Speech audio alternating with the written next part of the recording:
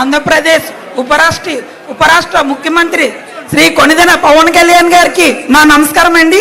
నా పేరు మేడ్సిట్ నాగమణి, మాది గొల్లపురాలు. అలాగే మన జిల్లా కలెక్టర్ కాకినాడ జిల్లా కలెక్టర్ గారికి, వర్మ గారికి, మర్రి శ్రీనివాసరావు గారికి, విష్ణు కుమార్ రాజు గారికి, వేదిక మీద ఉన్న పెద్దలందరికీ కూడా నా హృదయపూర్వక ధన్యవాదములు సార్. ఈరోజు ఎన్టీఆర్ భరోసా పింఛని పథకం అనేది మీ చరిత్రలో మర్చిపోలేని రోజు సార్.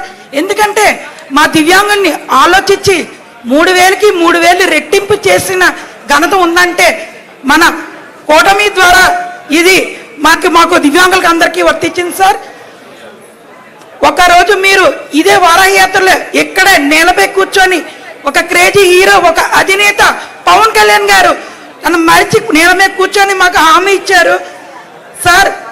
మాకు దివ్యాంగులు బాగా మంచానికి పరిమితమైన వాళ్ళకి 10,000 రూపాయలు ఇవ్వండి, నార్మల్ నచ్చిన వాళ్ళకి ఎంతో కొంత ఇవ్వండి అని చెప్పి అడిగాము. ఉపాధి అవకాశాలు ఇవ్వమని అడిగాము. 10,000 కాదు 15,000 ఇచ్చారు. కష్టాన్ని గుర్తించారు మా పవన్ కళ్యాణ్ గారు, మా దేవుడు. మా దివ్యాంగులు ఎవరు కూడా మర్చిపోము. ఈరోజు పెన్షన్ మాకు 6,000 రూపాయలు అందుతున్నాయంటే మేము కూడా దీని వెనకతలు ఎంతో కష్టం ఉంది.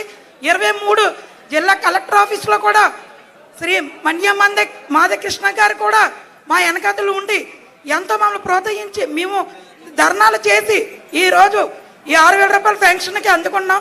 రెండో సంతకం అనేది నారా చంద్రబాబు నాయుడు గారు సీఎం గారు మాకు పెట్టడం అనేది చాలా హ్యాపీగా ఫీల్ అవుతున్నాం.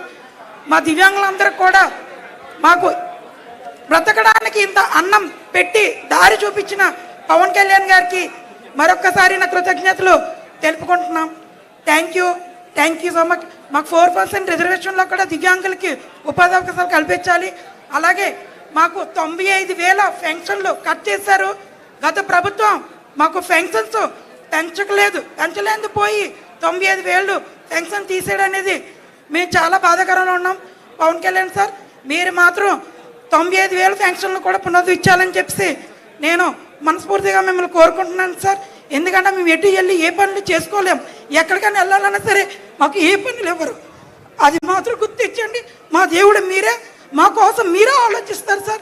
ప్రతి దివ్యాంగులు కూడా మీ ఫోటో, చంద్రనాయుడు ఫోటో కూడా ఉంటుంది మా ఇంట్లో. మేము మర్చిపోం. జీతాంతకోళం కూడా మీకు రుణపడి ఉంటాం. మీకు ఏమిచ్చి మీరు రుణం తీర్చుకోవాలో మాకు అర్థం అవ్వట్లేదు సార్. Thank you sir.